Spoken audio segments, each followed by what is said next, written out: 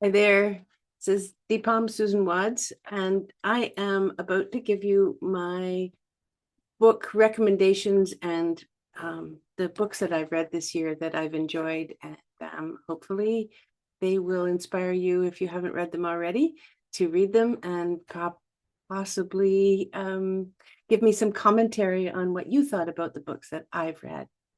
So the first one on my list is Widow Fantasies by Halle Gattare, which is a lovely little, um, it's a small book of wild and woolly tales of little essays and memoir pieces that is like nothing you've ever read before. It's so fun. It's so good. It's deep and funny at the same time, which I love that combination. The next one is Virginia Evans' The Correspondent, which is doing very well. Um, I have a little story about that book because I loved it. It's a epistolary story written by or narrated by, for the most part, by an elderly woman that is her whole way of communicating with people is by writing letters, old style. Um, it was a really fun twist at the end because I did not like this woman at all. And in the end, well, anyway, you have to read it to find out. It's a beautiful twist. The story that I have to tell is about my dream agent, Hilary McMahon, represented this book, and recently in a writing festival in Waterloo, she told the story of acquiring this book and how the woman who wrote it is 82 years old, or was 82 years old, and had submitted it multiple times, and it had been rejected, and now it's doing really well. So that was really great to hear that story. I also read Fight Night by Miriam Toews, one of my very favorite authors, Canadian authors. And that one was funny because I had it on my shelf for a long time, and I didn't like the title. I thought, "Oh, Fight Night, is that really?" And actually, it's the most delightful story by a neurodivergent young woman and her really quirky family. It's a lovely story. It's fun, it's funny, it's deep, it's sad. Yeah, very unique, beautiful story. Next is Lies I Told My Sister by Louise Ells, who is a dear friend. And also, well, we met because our books came out, well, in the same year anyway. And they shared quite a few themes of sisterhood and lies and secrets. So it was really nice to meet her in an event, and subsequently we've become friends. And her novel also has a very frustrating protagonist, as mine does. That's another thing that we have in common. But it all works out in the end. So I highly recommend Lies I Told My Sister. Another friend who wrote a remarkable book that's shopped as a young adult book, but it's good for everyone. And it's called At Last Count by Claire Ross Dunn. Also neurodivergent OCD character. You learn a lot about birds as well as OCD and what one has to, from the inside, what one has to deal with. Wonderful book, and not just for young people. Then comes my absolute favorite. I don't normally read books more than once, but this one I've read 3 times, and that's This Is Happiness by Niall Williams. This book made me happy. uh, nobody gets murdered, nobody gets raped. It's just, a kind of a relief these days. But it has such a sly humor to it, and it's very tender, and it's just such a beautiful book, and the voice of this character is marvelous. There's a lot about music, a lot about Ireland, in a particular time when the electricity was coming to this small village. Wonderful.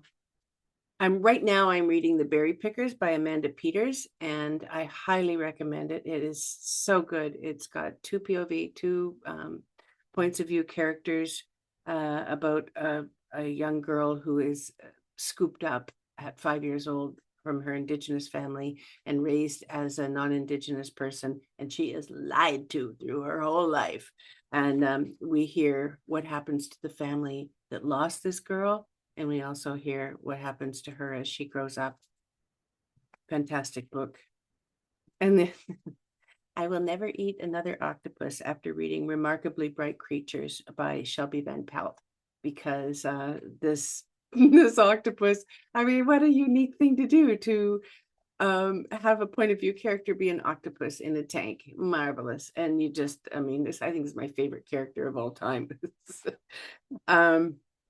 Then we go a little bit more mainstream with Lisa Jewell's None of This Is True, which has really does an amazing thing with character. And I think that's why The Correspondent was so marvelous, as same with this one, even though it's a lot more twisted, where you honestly don't know. There are two points of view character, and halfway through, like, you do not know who's telling the truth or what really happened. And they're both absolutely sure that their version is the truth. So it leaves it to you to figure out what the real thing is.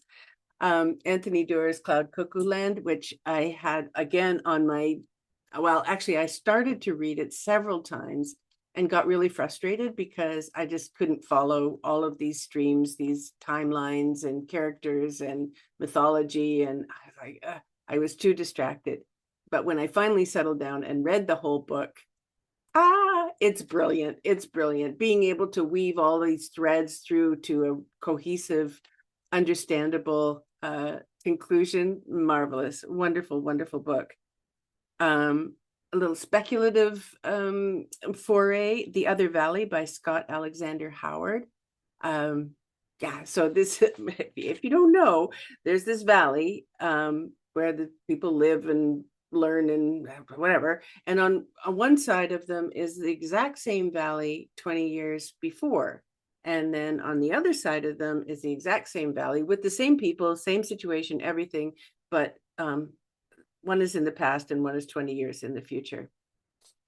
So there's a lot of guarding going on so that people don't like sneak through and find out what's going to happen or try to go back and change things that had already happened. Really, and this one had an amazingly satisfying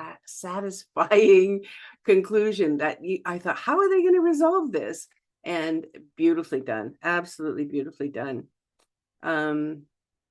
Sarah Polly's collection of memoir essays, particularly the one about her getting her concussion, was amazing in Run Towards the Danger.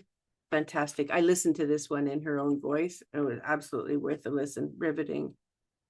Then a little bit biblical with Sue Monk Kidd, the Book of Longings, which is a what if Jesus actually did get married and he had this wife. And so there's a remarkable amount of research that this woman did on the time, biblical research, but also historical research, and a very gripping story.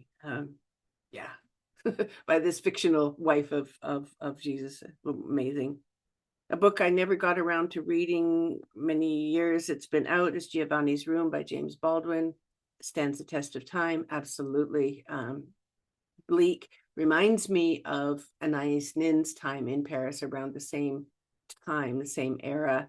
Kind of a bleak Paris, not the Paris of today. And yeah, anyway, read it. It's wonderful. Dr. Cody, a bookstagrammer or a book influencer, had recommended, I loved most of his, well, no, not most of it, lots of his recommendations are right up my alley. So I took his recommendation to read Sipsworth by Simon Van Buy. And it was very sweet. It's about a relationship with a lonely woman and a mouse. It's so sweet. It's so sweet. If you want something that's just sweet, read this book. It's delightful. Then I come to The Safekeep by Yael van der Wooden. I think it won the Booker. It's a really important story about what happened to Jewish families in Holland during the Second World War, and how non-Jewish families were installed in their homes. And this sort of retribution is coming around. I won't give any spoilers, but it was a really important story, a really beautifully written story. For me, it leaned a little bit too heavily on the graphic lesbian relationship. I don't mind sex in a book, it's fine. This one, it was too much. It took up such a huge part of the story that, I get it. You don't have to show me everything that happened. Anyway, it's a very good book. It just, that was just something that was like, okay. I also read Intermezzo by Sally Rooney, which I, again, really love the characters, the different points of view. Sally Rooney's great. I read Piranesi by Susanna Clark. I was like, what the heck is happening? That was a mind bender. And highly recommend that if you want your mind bent. I read, on Laurie Elmquist's recommendation, I read The Plot by Jean Half Korelitz. So this guy is a writer, and the whole thing about this book is that there's a twist in this book, this book that's been written. And what's wonderful about this story is that when you think that the twist has been revealed finally, it's not the twist.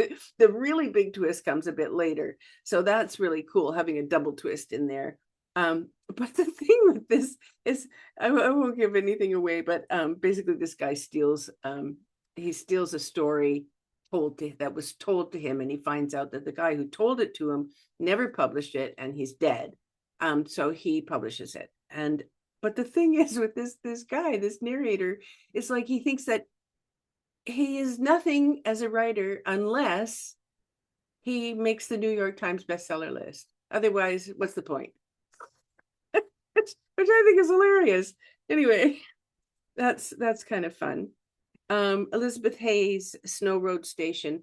I like these books that just take their time to tell you a story about relationships and humans. Like it that it's very Canadian story. There's Montreal and there's backwoods, and it's lovely.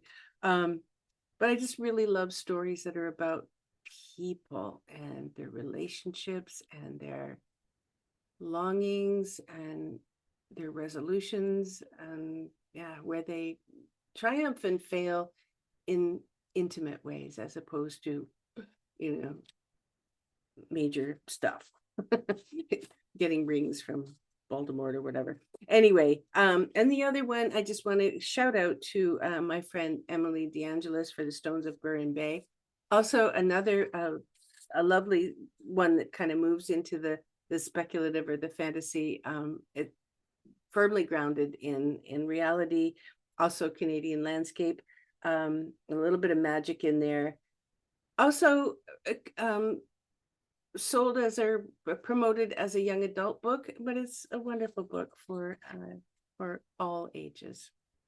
So those are my recommendations and my commentary. I'd love to hear what you have to say about these books or any ones that you want to recommend. So yes, happy reading.